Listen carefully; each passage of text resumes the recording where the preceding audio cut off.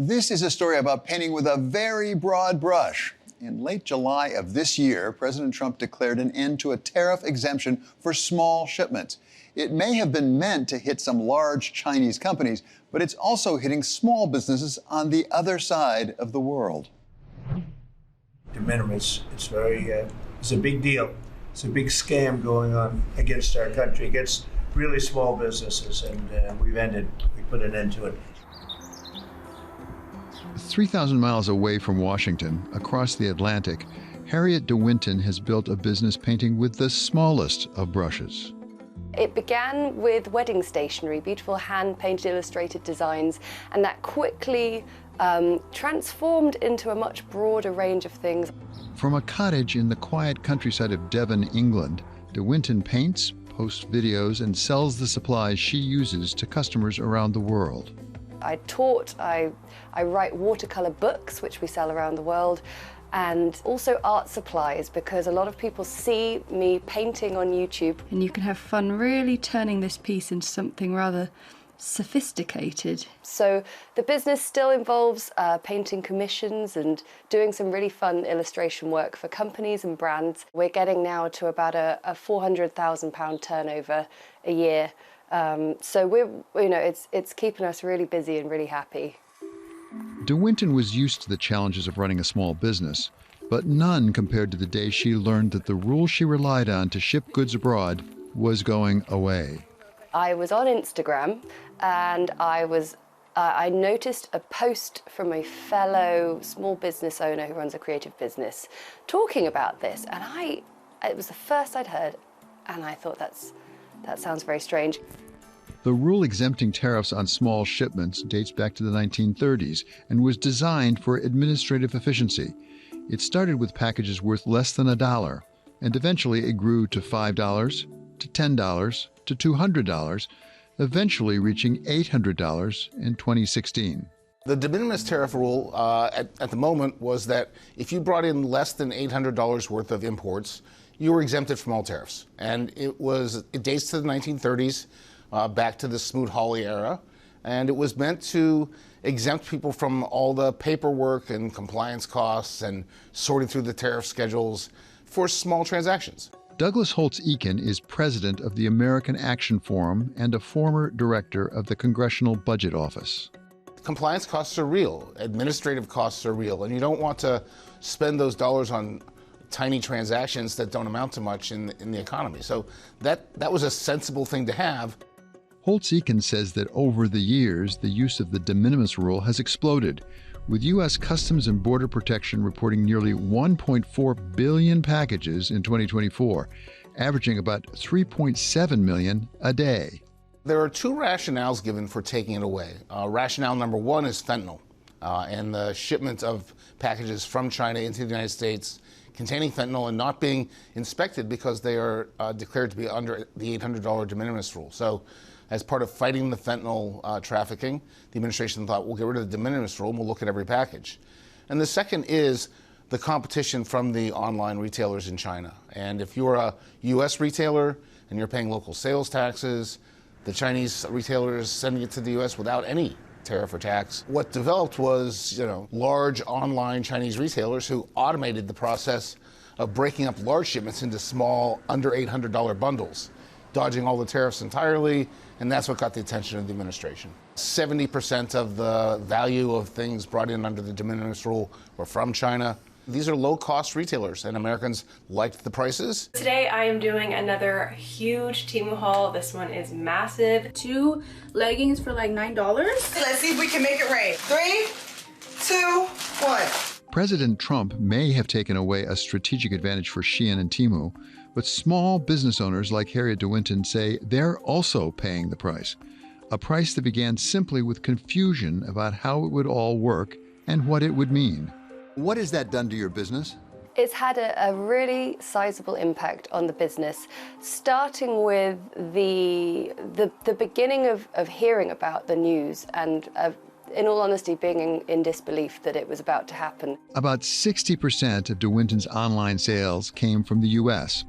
After a transition period when the U.S. imposes flat duties on all shipments, Ultimately, everything she ships to the United States, apart from books, will be subject to tariffs calculated as a percentage of the item's declared value, depending on what it is and where it's from.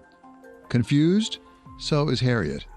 It felt quite uncertain and unclear as to what the actual facts of the exemption ending were going to be.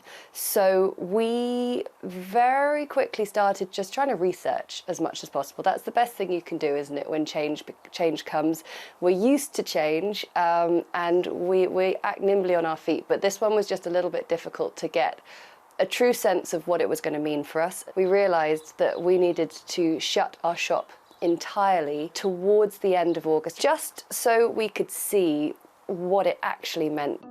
Rathna Sharad built her company, Flavor Cloud, to help businesses like de Winton's navigate this shifting trade environment. So really, most consumer purchases are under the $800. So it didn't need to have formal customs declarations, didn't need to have additional data around, what exactly is coming into the country. So typically, trade requires harmonized commodity codes. It basically allows for the customs official at the border to say, what are you bringing into the country?